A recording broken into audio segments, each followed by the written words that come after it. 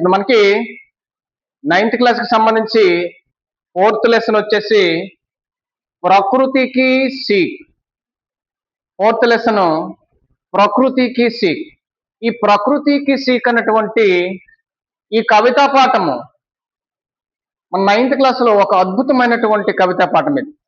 ఈ ప్రకృతికి సీక్ అన్నటువంటి కవితా పాఠాన్ని మనకి రచించినటువంటి కవి ఎవరంటే సోహన్ లాల్ ద్వివేది. సోహన్ లాల్ ద్వివేది గారు ఒక అద్భుతమైనటువంటి కవితా పాఠాన్ని మన 9th క్లాస్ లో అందివ్వడం అనేది జరిగింది. అదే సోహన్ లాల్ ద్వివేది గారు రచించినటువంటి ఒక అద్భుతమైనటువంటి కవితా పాఠం పేరు ప్రకృతికి సీక్. ఏంటంట? ప్రకృతికి సీక్. ఈ ప్రకృతికి సీక్ అనే ఒక అద్భుతమైనటువంటి ఈ పాఠ్యాంశాన్ని రచించినటువంటి సోహన్ లాల్ ద్వివేది గారి యొక్క జననం మనగా చూసుకున్నట్లయితే 1906 उनका जन्म 1906 और उनका मृत्यु हो 1928. 8 + 80 88. 8 + 80 88. उनका मृत्यु 1988 में हुई थे. इनका प्रसिद्ध रचनाएं सेवाग्राम. प्रसिद्ध रचनाएं सेवाग्राम पुरस्कार तो पद्मश्री पुरस्कार से वे सम्मानित किया गए हैं. ఇంతటి అద్భుతమైనటువంటి ఈ పాఠ్యాంశాన్ని రచించినటువంటి సోహన్ లాల్ ద్వివేది గారు మనకి ఏం చెప్తున్నారంటే ఇక్కడ అద్భుతమైనటువంటి సందేశాన్ని ఇక్కడ ఇస్తున్నారు. ఏంటంటనా, ఇక్కడ మనం చూస్తాం చిత్రమే క్యా క్యా దిఖాయి దే రహే హై. చిత్రంలో మనకి ఏం కనిపిస్తుంది? చిత్రంలో మనకి ఏం కనిపిస్తుంది? సముద్రం, దో నావిక और नाव, तरंग, आसमान आदि दिखाई दे रहे हैं. वे क्या कर रहे हैं? समुद्र पारने के लिए बहुत परेशानी हो रहे हैं. समुद्र में पारने के लिए, సముద్రాన్ని దాటడానికి బహుత్ పరేషాని ఓ రహే హై. చాలా కష్టపడుతున్నారు. కారణం ఏంటంటే సముద్రము అల్లకొల్లేలంగా ఉంది. ఎలా ఉంది? అల్లకొల్లేలంగా ఉంది సముద్రం. ఎందుకంటే ఇది ఏ కాలం? ఇది వర్షాకాలం, రైనీ సీజన్. కాబట్టి వర్షాలు, అల్పపీడనాలు ఏర్పడేటటువంటి సీజన్ కనుక, వాయుగుండాలు ఏర్పడేటటువంటి సీజన్ కనుక సముద్రం ఎలా ఉందంటే అల్లకొల్లేలంగా ఉంది. సముద్రం మధ్యలో చిక్కుబడిపోయారు. ఇప్పుడు సముద్రం దాటి ఒడ్డుకు రావాలంటే వాళ్ళు పడుతున్నటువంటి యాతన, ఇక వాళ్ళకి ఏ భయం పట్టుకుందంటే ప్రాణ భయం పట్టుకుంది. చేపల వేట పక్కన పెట్టండి, వాడు వెళ్ళింది చేపల వేట, బ్రతుకు తెరువు కోసం వెళ్ళారు. ఇప్పుడు వేట మనం పక్కన పెడితే ఇప్పుడు వాళ్ళ పరిస్థితి ఎక్కడికి వచ్చిందంటే ప్రాణం మీదకి వచ్చింది. మేము బ్రతుకుతామా చనిపోతామా అన్నటువంటి స్థితికి చేరుకున్నటువంటి వాళ్ళు నానా యాతన పడిపోతున్నారు సముద్రంలో. ఈ యాతన పడినటువంటి వాళ్ళు భయంతో ఇక గెంతేశారా సముద్రంలో. మరి ఎలాగో చనిపోతాం కదా, ఆ చనిపోవడం మీద ఇప్పుడే చనిపోద్దాం, ఎందుకు వచ్చిన గొడవ, మరి గంట పోతేనా సముద్రం ఉప్పొంగిపోద్ది, తుఫాన్ లేచిపోద్ది. ఈ తుఫాన్లో సముద్రపు అలల్లో మనం చనిపోతాం, ఎలాగో చనిపోతాం మనం ఫిక్స్ అయిపోయి వాళ్ళు ఇప్పుడే చనిపోతున్నారా? మరి లోకంలో అనేక మంది సూసైడ్ ఎందుకు చేసుకుంటున్నారు? భయంతో, జీవితం మీద భయంతో. రేపు ఎలాగుంటుందో, కష్టాలు ఎదురైపోతాయి, ఈ కష్టాలు మనం జయించలేమురా బాబోయ్, అదేదో ఇప్పుడే చనిపోతే బాగుంది అని ఫిక్స్ అయిపోతున్నారు. ఎవరి మట్టుకు ఫిక్స్ అయిపోతున్నారు. అంతేగాని ఈ జీవితంతో సమస్యలతో కష్టాలతో పోరాటం చేయలేకపోతున్నారు. పోరాటం చేయడం లేదు కాబట్టి ప్రాణాలు వదిలేస్తున్నారు. వీళ్ళేం చేస్తున్నారు? పోరాడుతున్నారు. ప్రకృతికి వ్యతిరేకంగా పోరాటం చేస్తున్నారు. ప్రకృతి విరుచుకు పడుతున్నప్పుడు, జల ప్రళయమే లేస్తున్నప్పుడు దానికి వ్యతిరేకంగా పోరాడుతూ వాళ్ళ ప్రాణాలు కాపాడుకోవడానికి వాళ్ళు చెయ్యాల్సిన ప్రయత్నాలన్నీ కూడా సాయశక్తుల ప్రయత్నాలు చేస్తాం. కాబట్టి మనం గమనించాలి, ఏంటి? కష్టాలు వచ్చినప్పుడు ప్రాణాలు వదిలేయడం కాదు, కష్టాలు, శ్రమలు, సమస్యలు వచ్చినప్పుడు దాని నుండి బయటికి రావడానికి మనం పోరాటం చేయాలి తప్ప ప్రాణాలు వదిలేయడానికి పిరికి పందల్ల పోరాటం అనేది చేయడం అనేది కరెక్ట్ కాదని సోహన్ లాల్ ద్వివేది గారు మనకి ఇక్కడ చెప్తున్నారు. ఇంకో అద్భుతమైనటువంటి సందేశాన్ని ఇక్కడ ఇస్తున్నారు. ఏంటట? ప్రకృతి కే కన్ కన్ మే కుచ్ నా కుచ్ సందేశ్ छिपा होता है. ప్రకృతి కే కన్ కన్ మే, ఎవ్రీ పార్ట్ లో, ప్రకృతిలో ఎవ్రీ పార్ట్ లో ఏముందట? కుచ్ నా కుచ్ సందేశ్ छिपा होता है. ఎంతో కొంత మెసేజ్ అనేది దాగి ఉంది. ఈ అద్భుతమైనటువంటి ఈ ప్రకృతిలో ఎంతో కొంత మెసేజ్ అనేది దాగి ఉంది. ఎంతో కొంత మెసేజ్ అనేది దాగి ఉంది అద్భుతమైనటువంటి ఈ ప్రకృతిలో. ఇక్కడ మనం చూస్తాం, ప్రకృతి మే కన్ కన్ మే కుచ్ నా కుచ్ సందేశ్ छिपा होता है. ఏదో కొంత సందేశం అనేది దాగి ఉండనే ఉన్నది ఈ ప్రకృతిలో. ఈ ప్రకృతిలో అద్భుతమైనటువంటి సందేశం అనేది మనకి ఉంటూనే ఉన్నది. ఏ పర్వత్, నదియా, झरने, पेड़ आदि हमसे कुछ कहते हैं. ఈ ప్రకృతిలో ఉన్నటువంటి అద్భుతమైనటువంటి వనరులు కొని చూపిస్తున్నాడు. ఏం చూపిస్తున్నాడు? పర్వత్ ఒకటి ఏం చూపిస్తున్నాడు? పర్వత్. రెండో ఏం చూపిస్తున్నాడు? నదియా. మూడేం చూపిస్తున్నాడు? పేడ్. నాలుగేం చూపిస్తున్నాడు? ఇంకా ప్రకృతిలో ఇంకా ఉన్నాయి. ఆస్మాన్ ఔర్ కుచ్ భీ హై. ఏమేం చూపిస్తున్నాడు? पर्वत नदियां झरने, पर्वत नदियां झरने हमसे कुछ कहते हैं, हमसे कुछ ना कुछ कहते हैं. पर्वत, नदियां, समुद्र, आसमान, पेड़ इस प्रकृति में है. वे हमसे कुछ ना कुछ कहते हैं. ఏదో ఒకటి చెప్తూనే ఉన్నాయి, నిరంతరం చెప్తూనే ఉన్నాయి. మీరు విను, వినకపో. మీరు వినండి, వినకపోండి. వినేవాళ్ళు ఏముంటారు, మనం వినట్లేదని ఇంకొకరు వినడం లేదని కాదు, ఎవరో ఒకరు వింటారు ప్రకృతి చెప్పేది. ప్రకృతి ఎల్లప్పుడు కూడా ఈ జీవుల మేలు కోరి ఏదో ఒక సందేశాన్ని ఇస్తూనే ఉంటున్నాయి. ఏదో ఒక సందేశాన్ని ఇస్తున్నాయి. అవి గ్రహించినటువంటి అనేక మంది ఆ సందేశాలని, ఆ మెసేజ్లు స్వీకరించినటువంటి వాళ్ళు అద్భుతమైనటువంటి ప్రతిభావంతులై ఈ ప్రపంచాన్ని ఏలేస్తున్నారు. అంతేకాకుండా ప్రపంచాన్ని ఏలేయడమే ఒక్కటే కాదు, ఉన్నతంగా బ్రతుకుతున్నారు. అంతేకాదు కష్టాలను జయిస్తున్నారు. ఈ ప్రకృతిలో సముద్రాలను చూసి, పర్వతాలను చూసి, నదులను చూసి, సెలయేరులను చూసి కష్టాల్లో ఉన్నటువంటి అనేక మంది కష్టాలను సైతం జయించి ప్రాణాలను నిలబెట్టుకున్నటువంటి అనేక మంది ఉన్నారు. కాబట్టి ప్రకృతిలో ఉన్నటువంటి ఎవ్రీ పార్ట్, ప్రకృతిలో భాగం. ఏంటి భాగము? సముద్రాల్లో ఒక భాగం, నదుల్లో ఒక భాగం, సెలయేరులో ఒక భాగం, పర్వతాల్లో ఒక భాగం, చెట్లు ఒక భాగం. అంటే ఎవ్రీ పార్ట్ కూడా మనిషికి ఏదో ఒక సందేశాన్ని నిరంతరం ఇస్తూనే ఉంది. వింటే విను, లేకపోతే లేదు. ఒక పాట మనకి సినీ గేయాలు, ఒక లవ్ సాంగ్స్ అనేకం ఉన్నాయి. అలాంటివైతే చాలా మంది వింటారు. నీవు చూడు చూడకపో, నే చూస్తూనే ఉంటా. అలాగే ప్రకృతి కూడా మాట్లాడు ఆడకపో, మాట్లాడుతూనే ఉంటా. అలాగే ప్రకృతి కూడా నీవు విను వినకపో, నీవు చూడు చూడకపో, అదేం చేస్తుంది ప్రకృతి? నీవు చూసినా, నీవు విన్నా, వినకపోయినా నీకు ఏదో ఒకటి చెప్పాలని అనుకుంటూనే ఉంది. ఎందుకంటే నువ్వు కష్టాల్లో ఉన్నావని ప్రకృతికి తెలుసు, నువ్వు శ్రమల్లో ఉన్నావని ప్రకృతికి తెలుసు, నువ్వు బాధల్లో ఉన్నావని ప్రకృతికి తెలుసు, నీకు చదువులో చాలా ఇబ్బందులు పడిపోతున్నావని ప్రకృతికి తెలుసు, పర్వతంకు తెలుసు, చెట్టుకు తెలుసు, నదికి తెలుసు, సెలయేరుకు తెలుసు. నువ్వు చాలా ఇబ్బందులు పడిపోతున్నావు చాలా సబ్జెక్టులు రాకండి. అందుకే वे कुछ ना कुछ कहने के लिए हर रोज वे परेशान हो रहे हैं. ప్రతిరోజు అవి యాతన పడిపోతున్నాయి నీతో మాట్లాడాలని, కానీ నువ్వు పట్టించుకోవట్లేదు. నువ్వేం చేయట్లేదు? పట్టించుకుంటే నీ జీవితం ఇంకొకలాగా ఉంటుంది. ఒకవేళ ఆ ప్రకృతి మాట్లాడే మాటలు, ప్రకృతిలో టీచర్లు ఒక భాగమే, ప్రకృతిలో పాఠశాల ఒక భాగమే, ప్రకృతిలో ఈ బెంచ్ కూడా ఒక భాగమే. ఇది ప్రతిరోజు నీతో మాట్లాడేది. నీతో మాట్లాడుతున్న తర్వాత నువ్వు ఎక్కడి నుంచి వెళ్ళిపోయిన తర్వాత నీకు అనిపిస్తుంది, ఎంత నా బెంచ్ ఇదే కదా, సార్లు అక్కడ చెప్పోళ్ళు కదా, ఎన్నో మాట్లాడేవాళ్ళు కదా, నేను వినలేదు కదా, వినకపోవడం వల్ల నా పరిస్థితి ఎలా ఉంది కదా, పాస్ అయ్యాను కానీ అత్యవసర మార్కులతో పాస్ అయ్యాను కానీ నాకు సబ్జెక్ట్ లేదు అని అప్పుడు బాధపడేటటువంటి రోజులు వస్తాయి.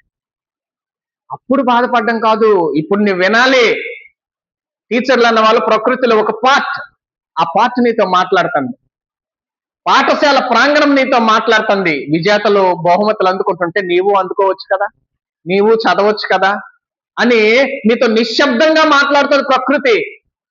ఎవరైనా చెప్తారా? ఎవరో బహుమతి అందుకుంటే నీ మనసు నీతో మాట్లాడుతుంది.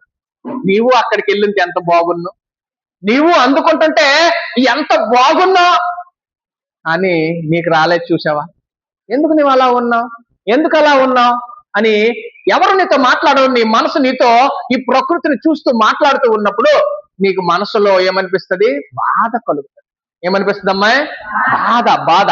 ఆ టైంలో నీతో ఎవరితో మాట్లాడా అని అంటావా? అంటావా అనవా? అంటావు. ఎందుకలా అంటున్నావు? ఎందుకలా అంటున్నావు అంటే నీ మనసు నీతో మాట్లాడుతావు. నీవు అక్కడికి వెళ్ళి ప్రైజ్ అందుకుంటే ఎంత బాగున్నావు, అంతమంది చూస్తుండగా స్టేజ్ ఎక్కుంటే ఎంత బాగున్నానో నీ మనసు నీతో మాట్లాడినప్పుడు, ప్రకృతి నీతో మాట్లాడుతూ ఉన్నప్పుడు నీకు ఎంత బాధ అనిపిస్తుంది? అంటే ఆ ప్రకృతి కూడా పోనీ ఈసారికి అయిపోయింది కానీ ఇంకొకసారి కానీ నువ్వు స్టేజ్ మీదకి ఎక్కని నీతో మాట్లాడిందా? అనేక సార్లు మాట్లాడిందా? కానీ విన్నావా? వినలేదే, వినట్లేదు.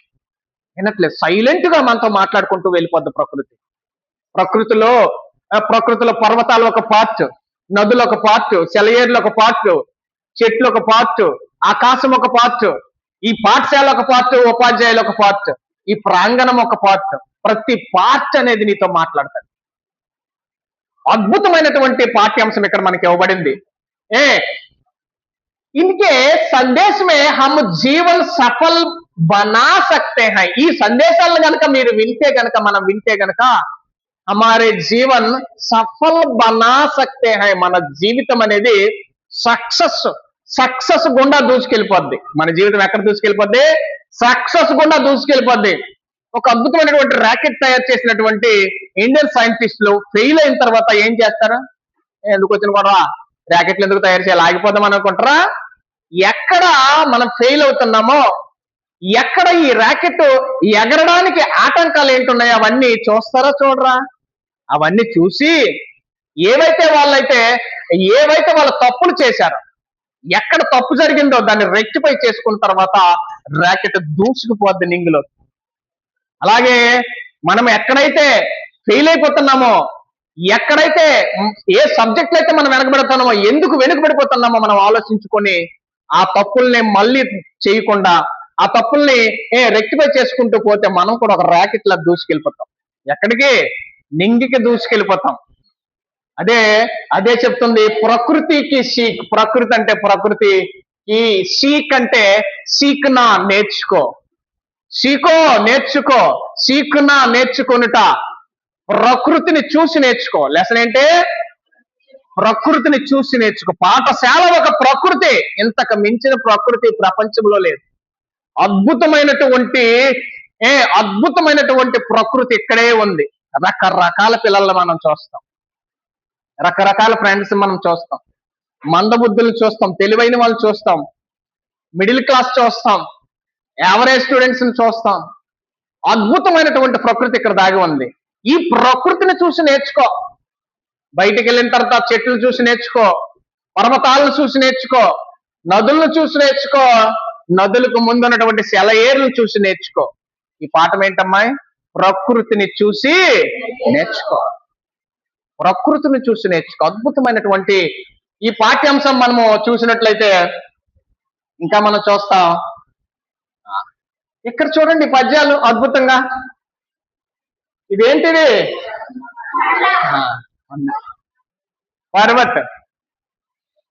पर्वत कहता शीश उठाकर तुम भी ऊंचे बन जाओ.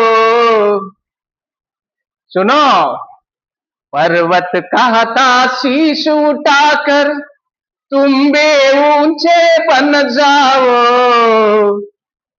सागर कहता है लहराकर मन में गहराई लाओ. सागर कहता है लहराकर मन में गहराई लाओ. और एक बार देखो, सुनो भाई. पर्वत कहता शीश उठाकर तुम भी ऊंचे बन जाओ.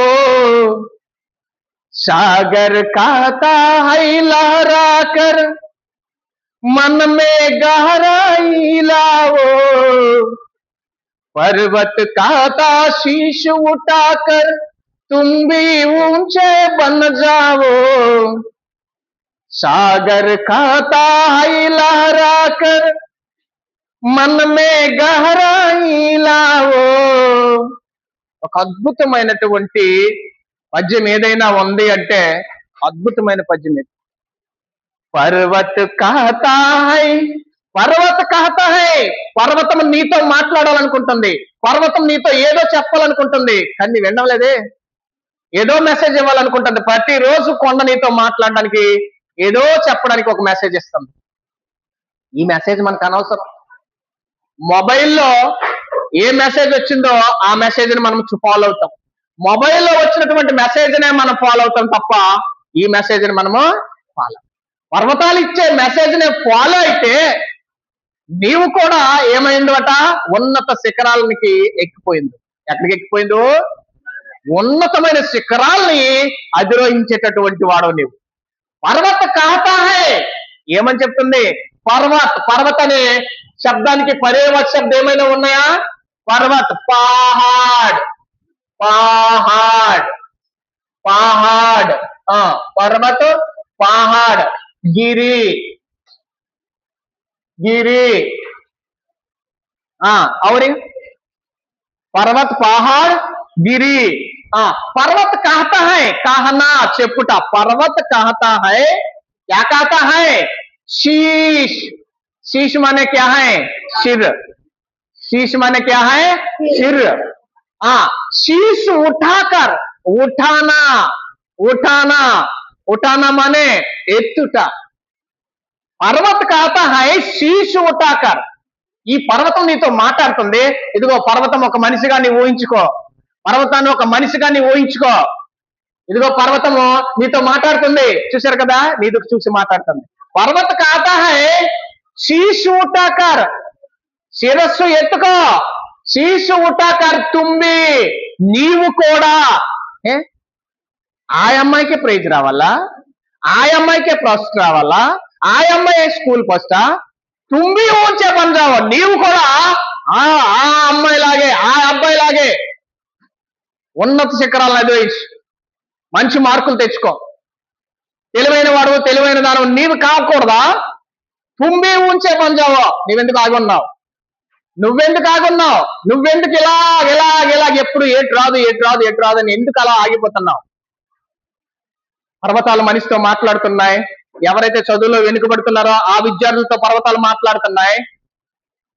ఏ సబ్జెక్టులు అయితే వెనకబడుతున్నారో ఆ విద్యార్థులతో పర్వతాలు మాట్లాడుతున్నాయి. ఇప్పుడు పర్వతాల తరపున నేను మాట్లాడుతున్నాను, పర్వతాలకి తరపున నేను మాట్లాడుతున్నాను. ఏమని మాట్లాడుతున్నాయి పర్వతాలు? తుంబి శీషు ఉటాకర్. ఎందుకు శీషు ఉటాకర్? తలెత్తుకో. అరే తల ఎందుకు దించుకున్నావు? తల ఎవరు దించుకుంటారు? తల ఎవరు దించుకుంటారు? ఎవరు తప్పు చేస్తారో వాళ్ళు తల దించుకుంటారు. ఎవరు తప్పు చేస్తే వాళ్ళు తల దించుకుంటారు. నువ్వెందుకు తల దించుకున్నావు? నువ్వెందుకురా తల దించుకున్నా? అయ్యయ్యో, నీవైతే తల దించుకున్నావు సరే సరే, రేపు పొద్దున నీవు చేసే పనులకి మీ తల్లిదండ్రులు తల దించుకోవాలి. మీకు విద్యా బుద్ధులు నేర్పిన మీ టీచర్లు తలదించుకోవాలి. రేపు మీరు ఇలాగే కాలేజీకి వెళ్తే, ఈ నాలెడ్జ్తోనే కాలేజీకి వెళ్తే, అమ్మాయి హిందీ ఎవరు చెప్పారు అతను? ఇంత దరిద్రంగా చెప్పాడు అతను? సరేనా? అయ్యా, అతనికి ఏటి రాదా? టీచర్లకు కూడా మీరు తలదించుకునేటట్టు పని మాత్రము చేయకండి. మీరు తలదించుకున్నారు సరే కదా, రేపు నువ్వు అత్యవసర మార్కులతో పాస్ అయ్యి ఏ నాలెడ్జ్ లేకుండా ఇంట్లో కూర్చుంటే మీ అమ్మా నాన్న తలదించుకుంటారు. అమ్మా నాన్నకు తలదించుకునేటట్లు చేస్తారా మీరు? రేపు ఏటి రాదని ఇప్పుడు వచ్చిన మార్కులు ఇప్పుడు ముబ్బడిగా మార్కులు వచ్చేస్తాను, అవి చూసో చూడకుండా భగవంతుడికి ఎరుక. ఎంపీసీ తీసేస్తాను వెళ్ళిపోయి, అక్కడ ఎంపీసీలో కూర్చొని ఒక లెక్క చేయకపోతుంటే మీ మ్యాథ్స్ సార్ ఎవరు త్రిలక్ష్మి సార్ అతనికి ఏటి రాదా అని వాళ్ళు అంటూ ఉంటే, ఇక్కడ టీచర్లు తలదించుకుంటూ ఉంటే మీకు నవ్వులాట అయిందా? అప్పుడు మీకు సరదాగా ఉంటుందా? మీరు సిగ్గుపడాలి. మీకు చెప్పిన టీచర్లు కూడా సిగ్గుపడాలి. చూసారా? అందుకే అంటున్నాయి, ఓరే బాబు, ఆ తల ఎందుకు నువ్వు దించుకున్నావు? నీకేంటి రాదనుకుంటున్నావా? అమ్మాయి, నీకేం రాదనుకుంటున్నావా? నీకొచ్చు. భగవంతుడు నీకు తెలివితేటలు ఇచ్చాడు, నీకు తెలివితేటలు ఇచ్చాడు. మరి లోపం ఎక్కడుంది సార్? ఎక్కడా లేదు, నీలోనే ఉంది. నాలో ఏం లోపం ఉంది? నువ్వు చదవట్లేదు. చదివితే నీకు వస్తుందిరా అబ్బాయి, నీకు వస్తుంది అమ్మాయి. అబ్బాయిలకు బాగా తెలుసు, మీ క్రికెట్ ముందు నుంచి వచ్చిండ్రా, దిగిన వెంటనే బ్యాట్ ఒప్పడము, బాల్ కొట్టేయడం వచ్చిందా? మరి ఎలా వచ్చింది ఇప్పుడు? అంత ఏ బాల్ వేసినా మీరు క్లియర్ గా కొట్టగలుగుతున్నారే, ఎలాగొచ్చింది ఇది? ప్రాక్టీస్. చూసావా, కొంతమంది ఏ బాల్ వేసినా బాగా ఆడతారు. వైభవ్ సూర్యవంశి లాంటి వాడు, ఆడి ఇంటర్నేషనల్ బౌలర్, ఏ బాల్ వేసినా ఆడు ఎక్కడికి వెళ్ళిపోద్ది? బౌండరీ బయటికే. అంటారు తీక్షణంగా అబ్జర్వ్ చేస్తాడు. బాల్ని అబ్జర్వ్ చేయడం ఎంత ముఖ్యమో అంతే వేగంగా రియాక్ట్ అవుతాడు బ్యాట్. అది ఆడు చేసింది. మీరు కూడా అంతే. అప్పుడు మొదట్లో ఏటి రాదు, ఒకటి దెబ్బలు తగిలిపోయి బాల్తో. కానీ ఇప్పుడు ఎంత బాగా ఆడేస్తున్నారు. ఎలా ఆడేస్తున్నారు? అమ్మాయిలు చాలా గేమ్స్ ఆడుతున్నారు. ఎలా ఆడేస్తున్నారు? ఆడగా ప్రాక్టీస్ చేయగా మన గేమ్ వచ్చింది, క్రికెట్ వచ్చింది. చాలా చక్కగా నైస్ గేమ్ ఆడుతున్నారు ఇప్పుడు మన పిల్లలు. స్టైలిష్ గేమ్ ఆడుతారు. ఎలాగాడుతారు? స్టైలిష్. మొదట్లో బ్యాట్ పట్టడమే ఎలా పట్టేవాళ్ళు. ఎలాగొచ్చింది ఇప్పుడు? ఎలాగొచ్చింది? ప్రాక్టీస్. మరి చదువు ఎందుకు రాదు? ప్రాక్టీస్ లేక. ప్రాక్టీస్ చేసిన పిల్లలు అట్టడుగునున్న వాళ్ళు కూడా ర్యాకెట్లా దూసుకుపోతుంటారు. మన వరకు ఏటి రాదు ఈ అమ్మాయికి, వచ్చింది అని ఆశ్చర్యపోతుంటావే. ఏం లేదు, ఆ అమ్మాయి చదువుతుంది, మనం చదవట్లేదు. ఆ అబ్బాయి చదువుతున్నాడు, మనం చదవట్లేదు. అంతే తేడా, ఎక్కడా తేడా లేదు. భగవంతుడు ఎవరికి ఏది తక్కువ చేయలేదు. లోపం మనలోనే ఉంది. లోపం మనలో పెట్టుకొని భగవంతుడి మీద నింద మాత్రము వేయకూడదు. పరిస్థితులు నిందించకూడదు, అమ్మా నాన్నలు నిందించకూడదు. లోపం ఎవరిది? లోపము మనదే. ఇంటర్వెల్ అయితే నాకు చెప్పండి అంతే. ఎప్పుడు? రైట్. ఊంచే పంజావో ఏమని చెప్తుంది? ఊంచే పంజావో, నీవు కూడా ఉన్నతమైన శిఖరాలకి ఎక్కుపో. సాగర్ కాతా హై లహరాకర్. సాగరం నీతో చెప్తుంది. సాగరం అనే క్యా హై? సముద్రం నీతో ఏదో మాట్లాడాలనుకుంటుంది. వింటావా? వింటే రేపటికి రెడీగా ఉండు. రేపు మళ్ళీ కలుద్దాం. Okay, office.